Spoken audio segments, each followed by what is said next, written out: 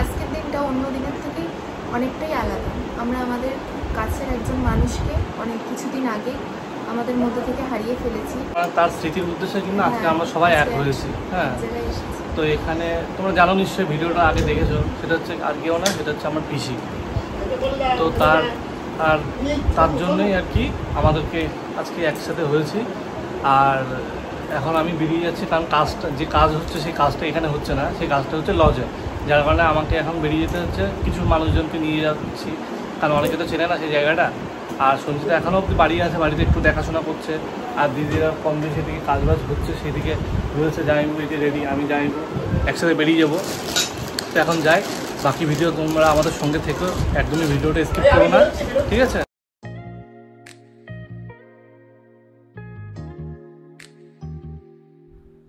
ও এখন লজের দিকে যাচ্ছে সব জিনিসপত্র নিয়ে, ওখানে সবকিছু গোছানোর আছে, যার জন্য ও দাদা ভাই আরো কয়েকজন আগে চলে যাচ্ছে, গিয়ে ওখানে আগে সবকিছু গুছিয়ে নেবে, তারপর আমরা যাব।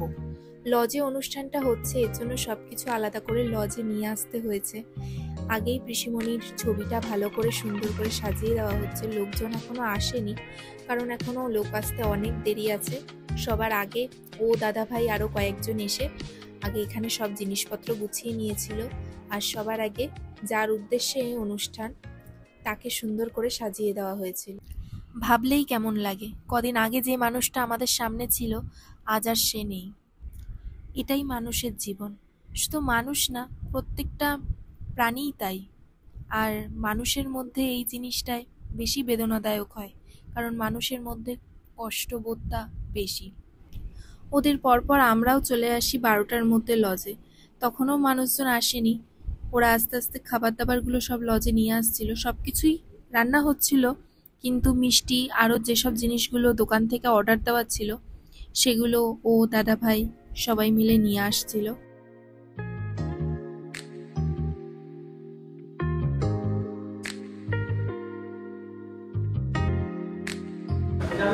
এটাই কি এনেছে?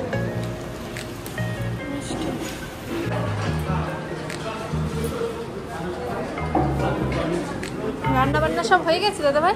রান্না বান্না সব হয়ে গেছে?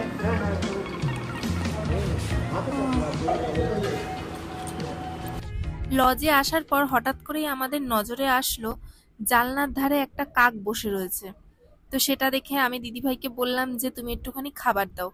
আমি ছাড়া আরো সবাই বলছিল যে খাবার দেওয়ার জন্য, কারণ অনেক সময় মানুষ নাকি মারা যাওয়ার পর অনেক কিছু রূপ ধরে আসে তার প্রিয় মানুষের কাছে।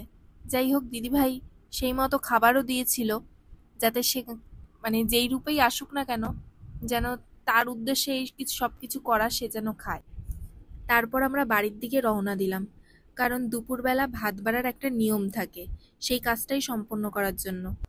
পিসিমণি যা যা ভালোবাসে সেই সব কিছু সুন্দর করে থালায় সাজিয়ে তাকে একটা আলাদা জায়গায় খেতে দেওয়া হবে। সেই মতো লজের থেকে যা যা রান্না হয়েছে সব কিছু নিয়ে আসা হয়েছে, এবং বাড়িতে আমি খাসির মাংস রান্না করেছিলাম, পিসিমণি ভালোবাসে। এই সব কিছু খাবার এখন সুন্দর করে একটা মাটির থালায় সাজিয়ে পিসিমণির উদ্দেশ্যে দেওয়া হবে। এর জন্য দিদিভাই সব কিছু গুছিয়ে নিচ্ছিল। এই খাবারগুলো যার উদ্দেশ্যে দেওয়া হয় সে নাকি সত্যি এসে সব খাবারগুলো খেয়ে যায়। তার পছন্দের যেসব খাবার আছে, যেগুলো তার খেতে ইচ্ছা করে, সব নাকি সে খেয়ে যায়, যদি ভক্তি ভরে মন ভরে দেওয়া হয়। তোমরা কতটা কি বিশ্বাস করবে জানি না, আমি আজকে নিজের চোখে দেখে জিনিসটা বিশ্বাস করলাম।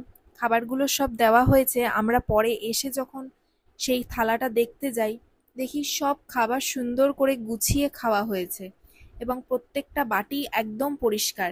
এইভাবে যে থালার পাশে সব সাজিয়ে দেওয়া হয়েছে, এসে দেখি যে থালার থেকে বাটিগুলো সব নিচে নামানো, বাটিগুলো আলাদা করে সব গোছানো, এবং থালার উপরে গ্লাস উপুর করে রাখা। একটা মানুষ যেভাবে খেলে তার চারিপাশটা যেভাবে বাটি ঠাটি গ্লাস যেভাবে গুছিয়ে রাখে, ঠিক থালাটা এবং তার আশেপাশে জায়গাটাও ঠিক সেভাবে গোছানো ছিল। দেখে মনেই হচ্ছিল না যে এখানে কোনো মানুষ খায়নি।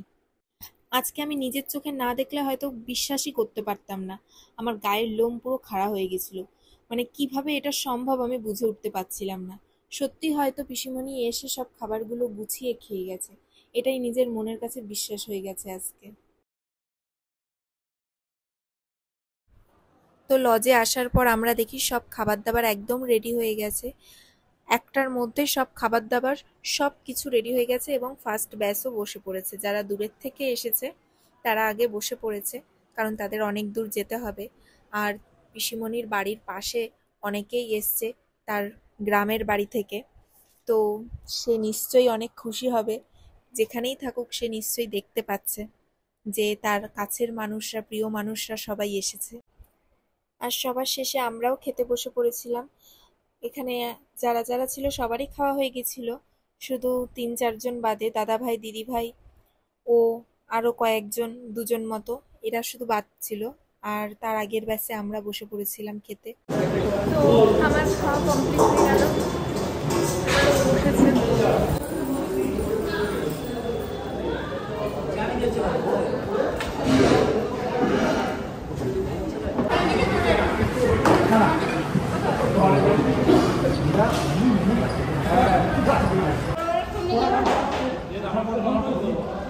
শোনা গেস্ট হাউস কেন বলো তিন জায়গা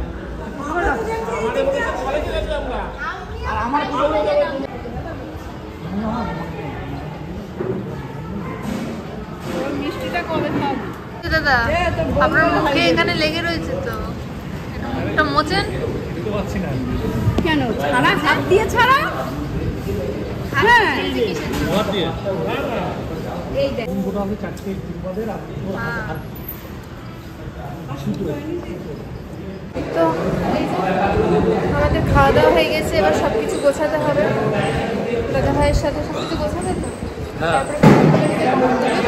এই যে এবার কষ্ট হচ্ছে প্রচন্ড, মানে এতক্ষণ খাওয়ার আগে অবধি, মানে খাওয়া বলতে ক্যাম্পাটা খাওয়ার আগে অবধি ঠিক ছিলাম, কিন্তু এটুকু খাওয়াতে একদম পুরো পিঠটা আইডাই করছে।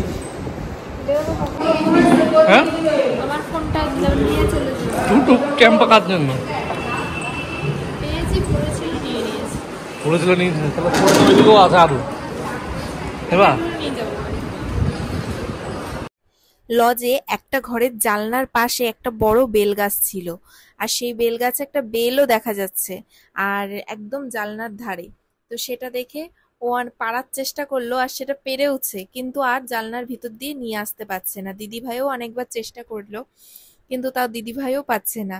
লাস্টে বড়দা ভাই এসে সেটা চেষ্টা করছে এবং একদম নিচে জানলার যে ফাঁকাটা রয়েছে সেখান থেকে বেলটা মানে ঝটকায় নিয়ে এসছে, আর আমার হাত থেকে তখন ফোনটাও পড়ে গেছিল। তো দাদাভাই দেখতে পাচ্ছে যে বেলটা পেরে ফেলেছে। আমি ওকে বলছি যে তুমি কি করলে, তুমি যে এত কিছু করে যে বেলটা পারলে, তো সেটা তো বাড়ি করতে পারলে না, তো কি লাভ হলো সেটা করে। তো এই নিয়ে সবাই একটু হাসাহাসি করছিলাম। 4টের মধ্যে যেহেতু লস ছেড়ে দিতে হবে, এর জন্য সবার খাওয়া দাওয়া হয়ে যাওয়ার পর আমরা যখন বাড়ির দিকে রওনা দিচ্ছি, তখন জিনিসপত্র যা ছিল যতটা পেরেছি সবটাই নিয়ে যাওয়ার চেষ্টা করেছি গাড়িতে করে, আর বাকিটা ওরা নিয়ে আসবে। প্রথম গাড়িতে আমি, দিদি ভাই আরও অনেকে ছিল, তারা চলে গেলাম জিনিসপত্র অনেকটাই হালকা করে। আর ও তো যা ছিল সব আমাদের কাছে চাপিয়ে দিয়েছে, এমনকি মিষ্টির বালতিটাও পর্যন্ত চাপিয়ে দিয়েছে। সব কাজবাজ গোছাতে গোছাতে প্রায় সন্ধ্যাই হয়ে গেছিল। ওর এখনো বাড়ি পৌঁছতে হবে, তার জন্য আমার একটু টেনশন হচ্ছিল। যেহেতু অনেকটা রাস্তা যেতে হবে, আমি সঙ্গে থাকলে কোনো ব্যাপার নয়, যেহেতু ও একা যাবে, এর জন্য যতক্ষণ না বাড়িতে পৌঁছচ্ছে ততক্ষণ আমার টেনশন হবে। তাই জন্য ওকে আমি বললাম যে তুমি তাড়াতাড়ি বেরিয়ে পড়ো। আর এই যে আমাদের পুচকে খুদে একটা সদস্য দেখছো, ও কিন্তু খুব মিষ্টি, পুরো বাড়িটাকে মাতিয়ে রেখেছে। ও বাড়ি চলে যাচ্ছে। তো আজকের মতো টাটা।